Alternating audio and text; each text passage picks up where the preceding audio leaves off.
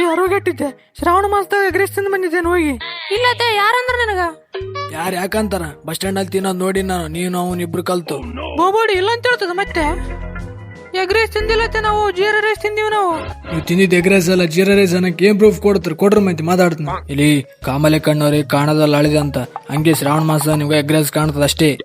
ಕಣ್ಣೆಲ್ಲಿಟ್ಟಿದ್ದೆಲೆ ಕುಳ್ಳೋನೆ, ನೀನೆಲೆ ಕುಳ್ಳೋನು, ನಿನ್ ತಲೆ ಮ್ಯಾಗಿದ್ದೇವನಲ್ಲೇ ಕಣ್ಣು ಕಸು ಬಾರಿ ಮುಖದವನಂತ. ಇಲ್ಲಿ ಚಪ್ಪಲಾಕೊಂಡು ಹೋದ್ರ ಆರ್ಕೆ ಅಂತ ಹೋಗ್ತೀನಿ ನೋಡು ಮಗನೇ. ಸುಮ್ಮನೆ ಕುಂತ್ಕೊ ನೋಡಪ್ಪ ತಮ್ಮ, ನೀನನ್ನು ಅರ್ಥ ಮಾಡಿಕೆ ಹೇಳೋದು. ಎಗ್ ರೈಸ್ ಒಂದು ಅಗಳಗುನು ತಿಂದಿಲ್ಲ ಅವು. ನಿನಗ ಕೈ ಮುಗಿತೀನಿ, ನನ್ನ ತಂಟ್ಯಾಗ ಬರಬೇಡ. ನಾಯಿ ಓದಂಗೆ ಓದ್ಬಿಡ್ತು ನೋಡಿ ನೀನು ಹೇಳಕತ್ತೀನಿ ಇವಾಗ. ನಾನು ನೀನ್ ಯಾಕೆ ಓದ್ತೀನಿ ನನಗ? ನಾನು ಓದ್ತೀನಿ ನಿನಗ. ಶ್ರಾವಣ ಮಾಸದಾಗ ಎಗ್ ರೈಸ್ ತಿಂದವನೇ.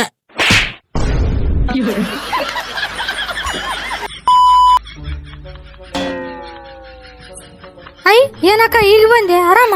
ಅಲ್ಲ ಆರಾಮ್ ಬಿಡು. ನೀನೇನ್ ಇಷ್ಟು ಹೋಗ್ಬಿಟ್ಟಿದ್ದೆ ಯಾಕ? ಏನ್ ಮಾಡ್ತಕ್ಕ, ಇದು ಶ್ರಾವಣ ಮಾಸ ಅದ. ಚಿಕನ್ ಇಲ್ಲ ಮಟನ್ ಇಲ್ಲ, ದಿನ ಅನ್ನ ಬೇಳೆ ತಿಂದು ಬ್ಯಾಸರ ಬಂದ್ಬಿಟ್ಟದ. ಅದಕ್ಕೆ ನಾನು ಊಟನೇ ಬಿಟ್ಟುಬಿಟ್ಟಿನ ಇವಾಗ ಅಂತ. ಏನೇನ ತಿಕ್ಕದ್ಯಾ?